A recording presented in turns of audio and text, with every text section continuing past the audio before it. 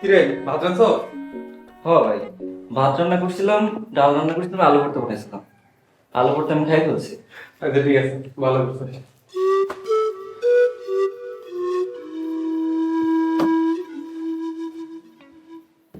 ভাই, আমার বন্ধুরা 31st পার্টির আয়োজন করতেছে। আরে রাখ তোর পার্টি। আম্মা ফোন দিছিল, লিপির বিয়া ঠিক হইছে। বিয়ে ঠিক হয়েছে? এটা তো ভালো খবর ভাই। খালি ভালো খবর, পাত্রকে জানিস? কে ভাই? আমাকে হারুন মাস্টারের পোলা আছে না, রাসেল, হেলাকে বিয়া ঠিক হইছে। রাসেল? সে তো অনেক ভালো পজিশনে আছে। ভাইজান, এই এত বড় চাকরি করে, চাইলে তো অনেক বড় পরিবার বিয়ে করতে পারে। কিন্তু হ্যাঁ, কি আমার বোনকে বিয়ে করবে? কেন, আমাকে মন কি ফেলনা নাকি? হ্যাঁ, তারাই তো প্রস্তাব দিচ্ছে। আর হারুন মাস্টার কি কইছে জানোস? হারুন মাস্টার কইছে কিছু দিতে হইব না, খালি বোনের সাজায় দিলে দিব। এমন ঘর ভাগ্য করে পাওয়া যায়। হ্যাঁ ভাই, তাহলে তো ভালোই হবে। সব আল্লাহর রহমত রে ভাই, নাইলে আমার মতো সিকিউরিটি গার্ডের বোন রে এত বড় ঘরে বিয়া দিতে পারি? তা কবে বিয়া, তারিখ ঠিক হয়েছে? আরে ঠিক হইছে মানে, ওরা তো আজকেই আইব। আমি বহুত বইলা কইয়া কইছি 6 তারিখ আইতে। তুই জলদি বাড়ি যা, বাজার সদাই কর, আমি 3 তারিখ আসবো। ভাই, বললাম না আমার বন্ধুরা 31st আয়োজন করতেছে। শিপন, তোর বোনের বিয়ের চাইতে পার্টি বড় হয়ে গেল। ভাই, আমার বন্ধুরা অনেক আগে থেকে প্ল্যান করছে। এখন যদি আমি না যাই, সবার কাছে আমি ছোট মনে। আচ্ছা ঠিক আছে, তুই 31 নাইটের পর বাড়ি যাইস। আচ্ছা ভাই। ভাই, আমার কাছে টাকা লাগবে। টাকা লাগবে? আচ্ছা ঠিক আছে, বস।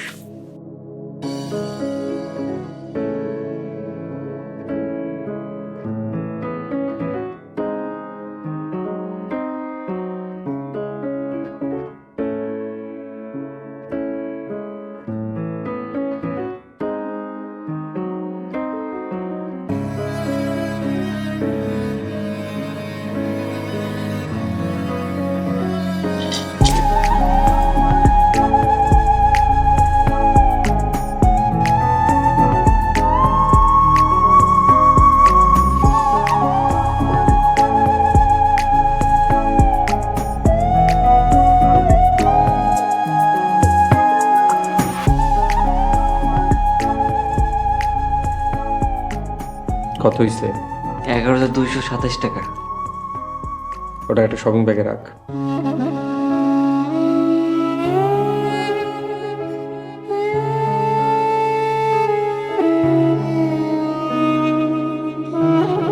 নে, এবার এটা খোল।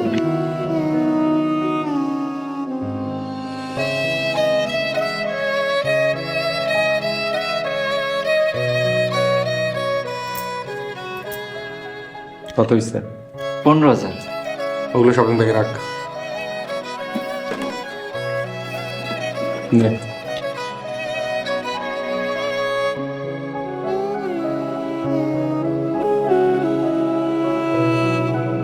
তাড়াতাড়ি তোল।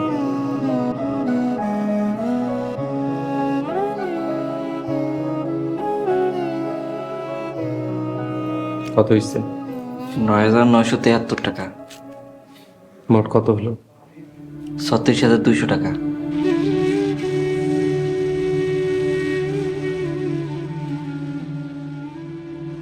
শিপন, তুই খুব কষ্ট কইরা টিউশনি করে নিজের পড়ালেখার খরচ চালাইস। আমি বেতন থেকে যা পাই সেখান থেকে খাওয়া খরচ বাদ দিয়া বাকি টাকা মা আর বোনরে পাঠাই। সিকিউরিটি গার্ডের চাকরি কইরা কয় টাকায় বা বেতন পাই? এই যে এতক্ষণ ধরে যে টাকাগুলা গুনলি, এগুলো আমার সারা জীবনের সঞ্চয়। 10 টাকা 20 টাকা খায়া না খায়া জমাইছিলাম। ভাবছিলাম এই টাকা দিয়া লিপির বিয়ের কেনাকাটা করবো। এই টাকাগুলো তোর কাছেই রাখ। লিপির বিয়ের কেনাকাটা কইরা যদি কিছু বাঁচে, তাহলে তুই এগুলা দিয়ে পার্টি করিস। ভাইরে, 31st পার্টি আমাকে লাইগা না, তোর বড়লোক বন্ধুদের সাথে তাল মিলাইতে আমরা পারুম না। একটু বুঝ ভাই, আমাকে এখন সবচাইতে বড় কথা আমাকে বোনের বিয়া হইতাছে, ওইটা আমার কাছে বেশি গুরুত্বপূর্ণ। তুই মন খারাপ করিস না, মন খারাপ করিস না তুই।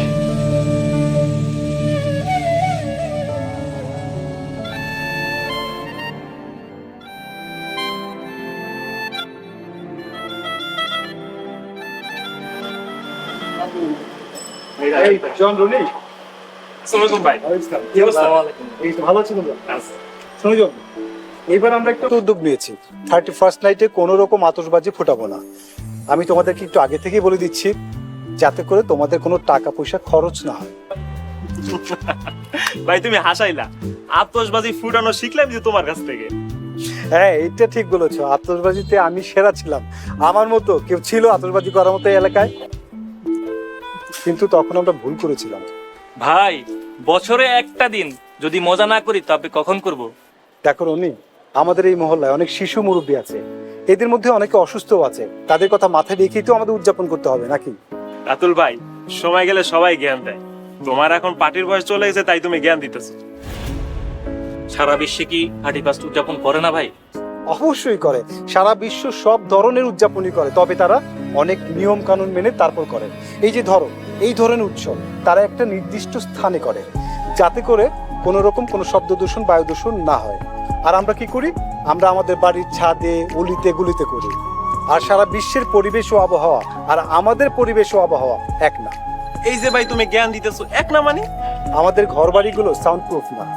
আর তাছাড়া ঢাকা শহরের বায়ু এমনিতেই দূষিত। 31st নাইটের আতশবাজিতে যেমন হবে বায়ু দূষণ, ঠিক তেমনি হবে শব্দ দূষণ। আর এই বায়ু দূষণ ঠেকাতে আমাদের প্রকৃতির সময় লাগবে 1 মাস। ভাই তুমি কিন্তু এখন বিরক্ত করতেছো। ভাই তুমি যাই বলো না কেন, পার্টি আমরা করবই। দেখবা রাত 12টা 1 মিনিটে সারা শহর কাঁপায়া দেব। দেখো জন রনি, আমি শুধু তোমাদেরকে অনুরোধই করতে পারবো, আর কি বা করার আছে আমার।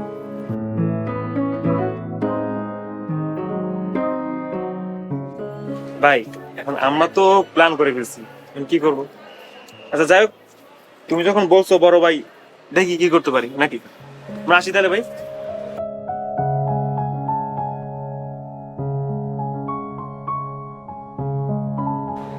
ওদের তো বোঝাতেই পারলাম না, কিভাবে বোঝানো যায়? এতটা দিন তো আমরা করেছি, সেখান থেকে ওরা শিখেছে, ওদেরও তো দোষ নেই। ওদেরকে বোঝাতে হবে at any cost। Hello, doctor সাহেব, জনের বাবাকে কি আজকে নিয়ে আসবো? আচ্ছা ঠিক আছে। বাবা তুই এসছিস? তোর বাবার অবস্থা তো ভালো মনে হচ্ছে না। ডাক্তার বললো যে কোনো সময় হসপিটালে ভর্তি করানো লাগতে পারে। ঠিক আছে মা, সমস্যা নেই, আমি দেখবো, তুমি টেনশন করো না। তোর বাবার পাশে একটু বস, তার সাথে একটু কথা বল। মা আমি 30% একটু ঝামেলা আছে, পরে বসবো।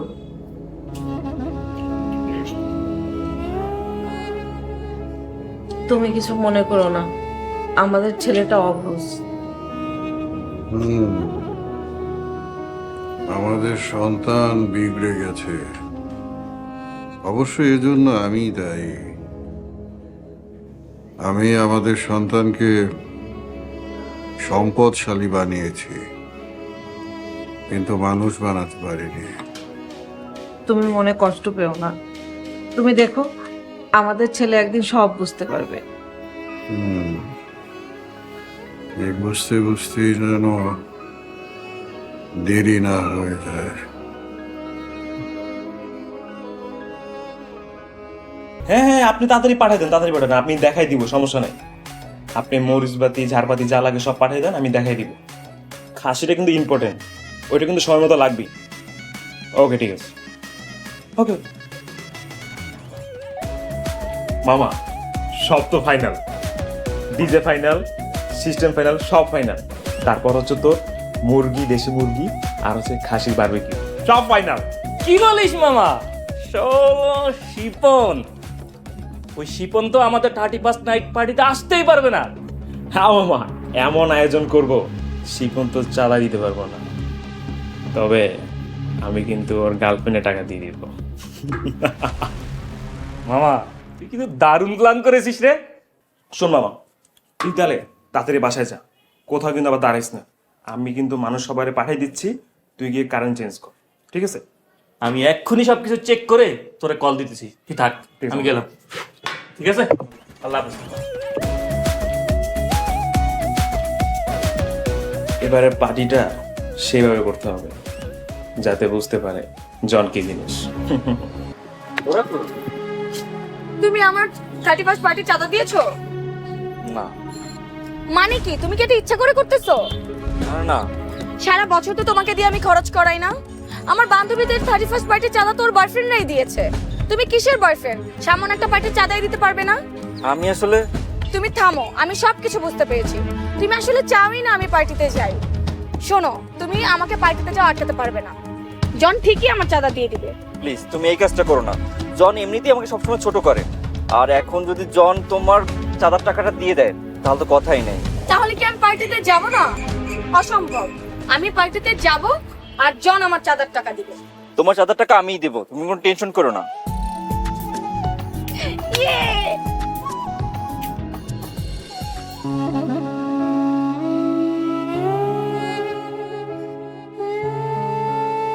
ভাইজান 31st পার্টিতে চাঁদা অনেক বেশি আসবে, কি করবো বুঝতেছি না। এই মাসে আমার টিউশনিও ছিল না, কি যে করি। শোন ভাই, 31st নাইট আমাকে লাগে না। আমাকে দুই ভাইয়ের এখন সব থেকে বড় দায়িত্ব লিপির বিয়া দেয়া। তারপর দুই ভাই মিলে একলগে পার্টি করবো। মন খারাপ করিস না ভাই।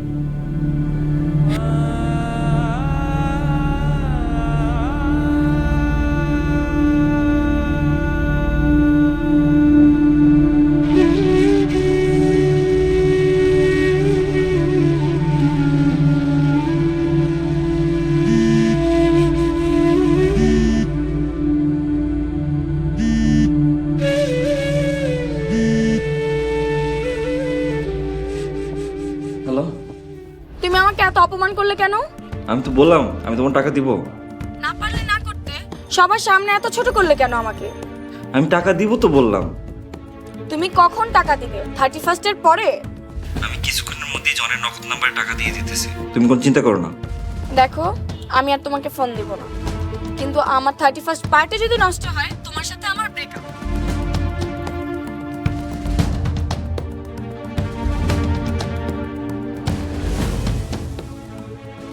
মামা, শিপন তো টাকা দিতে পারে নাই, এখন কি হবে বলতো? টাকা দিতে পারে নাই তো কি হয়েছে? শিপনের গার্লফ্রেন্ড এখন তোর টাকায় পার্টি করবে। শালা তুই না একটা মানি।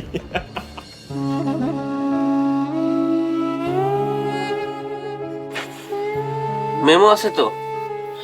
মেমো আছে ভাই, কিন্তু এইখানে না, আমার গ্রামের বাড়িতে আছে। আমার ইমার্জেন্সি মোবাইলটা বিক্রি করা লাগবে। ওটার আইডি আছে তো? তা আছে। আইডি কার্ড যেহেতু আছে সমস্যা নাই, কিন্তু টাকা পাবেন 13,000। 23,000 টাকা দিয়ে ফোনটা কিনছি, বেশি দিন হয় নাই, এত কম টাকা দিবেন? হ্যাঁ, আরে ভাই, ফোন কিনছেন যে দামে সেই দামে কি পাবেন? আমি যে দাম কইছি এই দাম হলে রেখা যান। ভাই আমার 17,000 টাকা দেন, এরকম দিয়েন না, আমার খুব দরকার ভাই।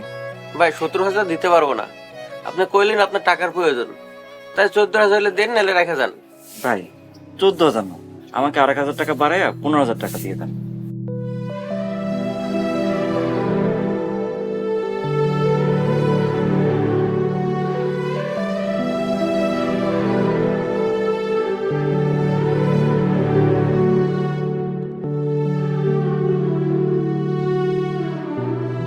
ভাই, মোবাইল কোনো ঝামেলা হবে না তো? না ভাই, আমি নিজের হাতে চালাইছি, একদম ফ্রেশ কন্ডিশনে আছে। ঝামেলা না হলে তো ভালো। ভাই নগদ তো আছে? হ্যাঁ, নগদ থাকবে না কেন, নগদই তো আছে। ভাই আমার এই 15,000 টাকা একটা নগদ নাম্বারে পাঠিয়ে দেন।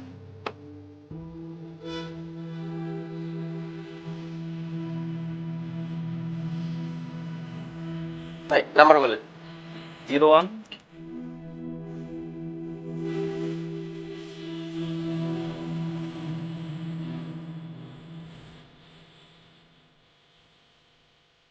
ভাই চলে গেছে। দাঁড়া দেখি মেসেজ। 15,000 টাকা কে দিল এই টাকা? নাম্বার চিনিস? দেখ। এই একটা কল করা যাবে? কল করে কনফার্ম হইতাম। আচ্ছা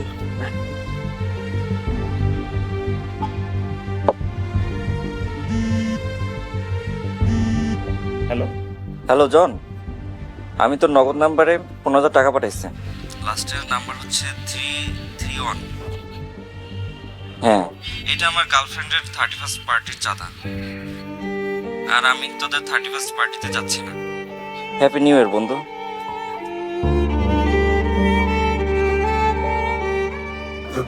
কিরে, কে ফোন দিয়েছে? শিপন কল দিছে। কি বলে? মামা, শিপন ওর গার্লফ্রেন্ডে চাঁদা দিছে, ও নাকি পার্টিতে আসবে না বলতেছে।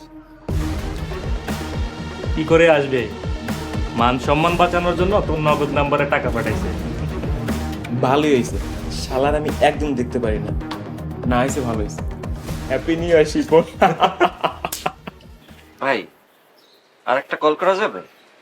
আচ্ছা কর।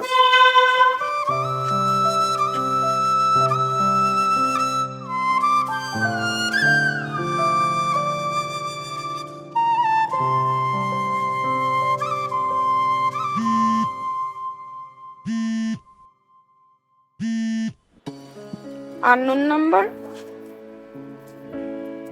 হ্যালো, কে বলছেন? হ্যালো, আমি শিপন। এটা কার নাম্বার? আমি তোমার 31st-এর চাঁদাটা জনের নগদ নাম্বারে দিয়ে দিয়েছি। ওয়াও, তাহলে কি 31st পার্টিতে আমি যাচ্ছি? আমার যে কি ভালো লাগছে শিপন। Happy new year.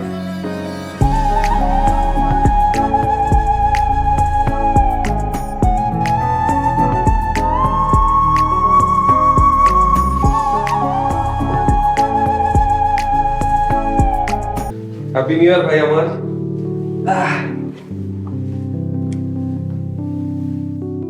কি হয়েছে তোর ভাই?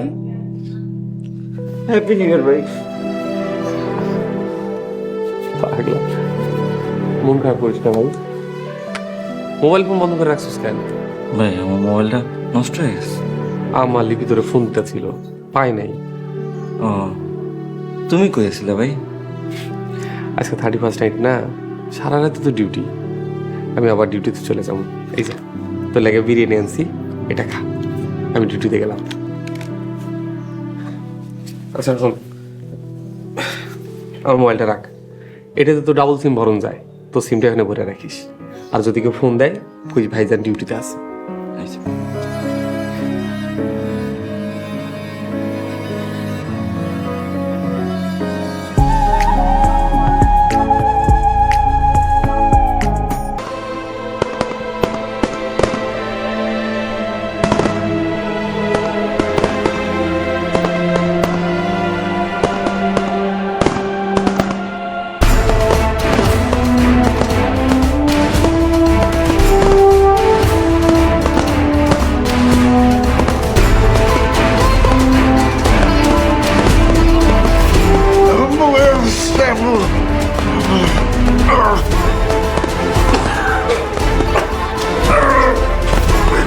জনের বাবা, কি হয়েছে? আমার অ্যাটাক হয়েছে, অনেক ব্যথা।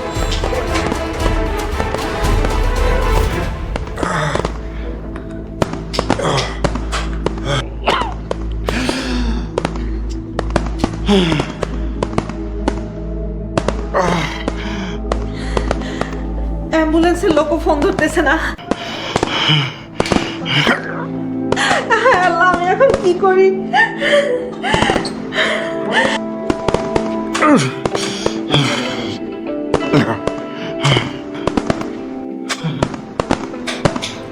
অ্যাম্বুলেন্সের কেউ ফোন ধরতেছে না। তুমি কোনো চিন্তা করো না, একটা ব্যবস্থা হয়েই যাবে।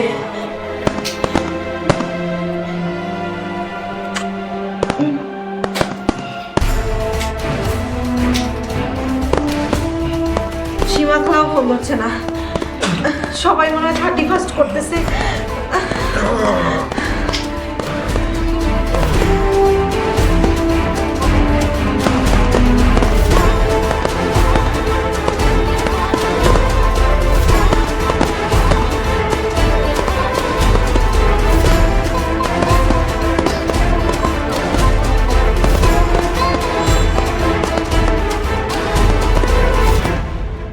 Happy new year Shipon. Happy new year ভাই।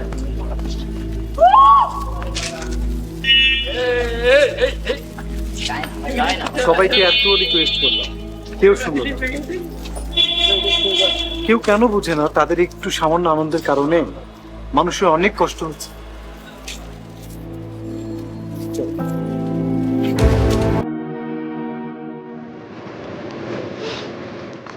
জন, শিপনের না আসার কথা কই, ও তো আসলো না। ও এতক্ষণে তাহলে বয়ফ্রেন্ডের কথা মনে পড়েছে তোমার? মানে কি? মানে পার্টি শেষ করার পর তোমার এখন মনে হলো তোমার বয়ফ্রেন্ডের কথা, যে তোমার বয়ফ্রেন্ড পার্টিতে নেই, বা তাকে একটা কল করি? তাকে কি একটা বার তোর হ্যাপি নিউ ইয়ার বলতে ইচ্ছা করলো না? থাম রিপা, এতক্ষণ তো আমি ওকেই ফোনে ট্রাই করছিলাম, কিন্তু ও তো ফোন রিসিভ করতেছে না, তো আমি কি করব?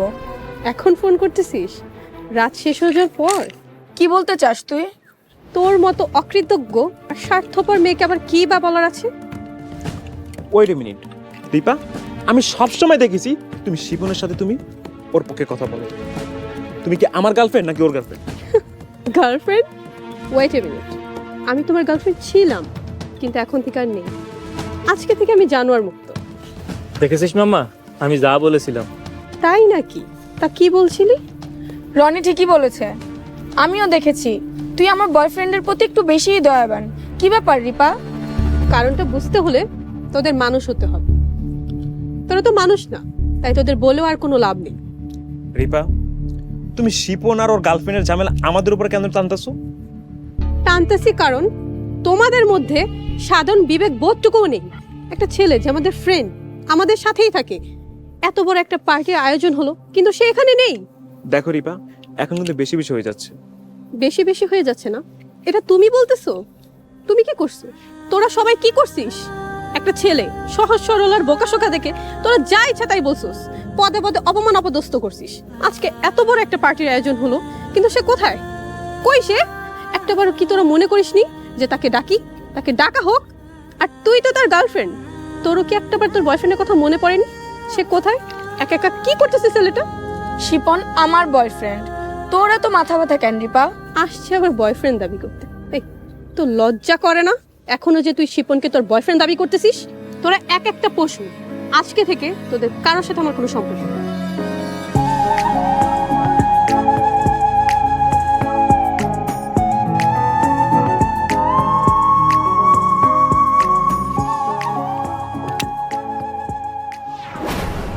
মা এতবার কল দিছে, মনে হচ্ছে কোনো সমস্যা হয়েছে। চল তো।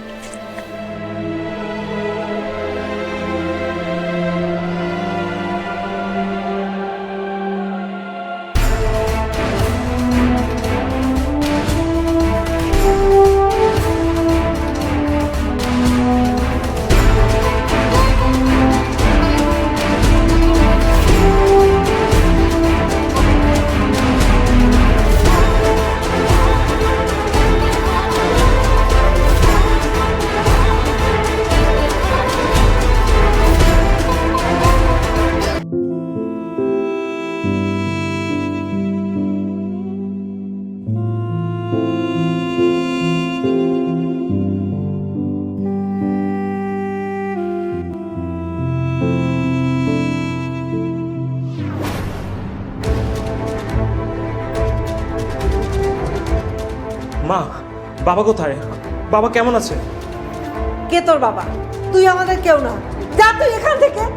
মা, তুমি আমাকে ক্ষমা করে দাও, শুধু একটাবার বলো বাবা কেমন আছে, প্লিজ মা।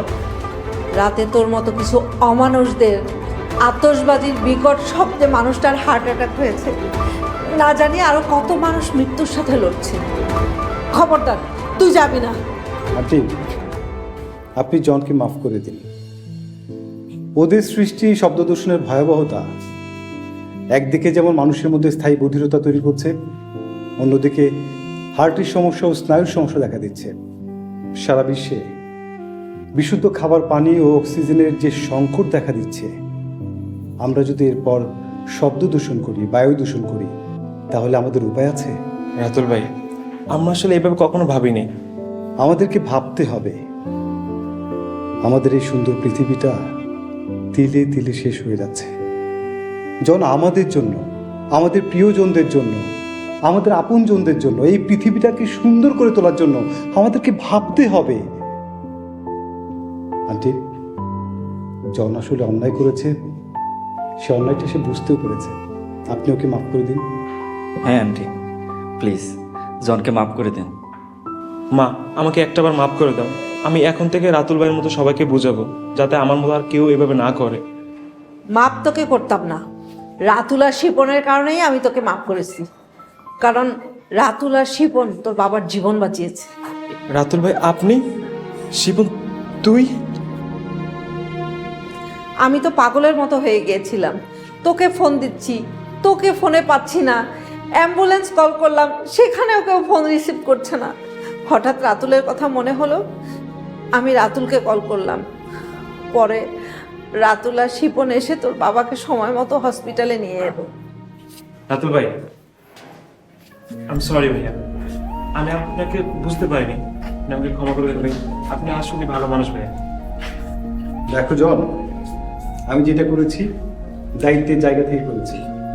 এটা করা আমার দায়িত্ব ছিল, ফ্যাক্ট বড় ভাই হিসেবে দায়িত্ব। তবে হ্যাঁ, আজকের পর থেকে বড় ভাইয়ের কিছু দায়িত্ব, মানে অনেক দায়িত্ব তোমাদের কাছেও দিয়ে গেলাম। প্রমিস? প্রমিস ভাইয়া। আন্টি, কাল আজকের জন্য আমি আসি। আঙ্কেলি খেয়াল রাখবেন। শিবন, তুই আজ আমার ভাইয়ের মতো কাজ করছিস। আমি তোকে কত অপমান করছি, কত ছোট করছি, কিন্তু তুই আজ যা করলি, আমার বাবাকে হসপিটালে নিয়ে আসছিস। আমি এই তোর ঋণ কোনোভাবে শোধ করতে পারবো না। তুই আমাকে মাফ করে দিস। হয়েছে, এখন যে আঙ্কেলকে দেখে বসার পর থেকে বারবার তোকেই করছে।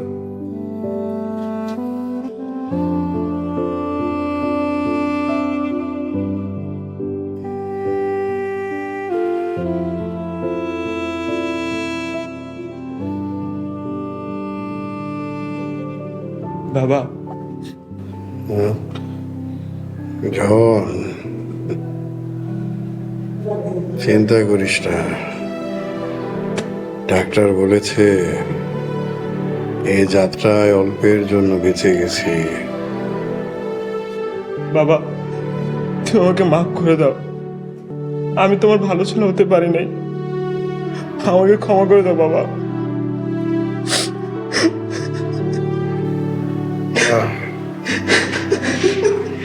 কান্না করিস না।